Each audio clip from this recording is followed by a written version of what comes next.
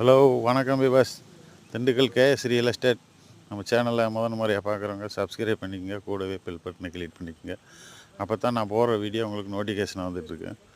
இந்த இடம் எங்கே அமைஞ்சிருக்குன்னு பார்த்தீங்கன்னா, நம்ம திண்டுக்கல் மாவட்டம் ஆத்தூர் டேம் பக்கத்தில் ஒரு அவசர தேவையின் காரணமாக இந்த தோப்பு 1 ஏக்கர் 40 சென்ட் விலைக்கு வந்திருக்கு.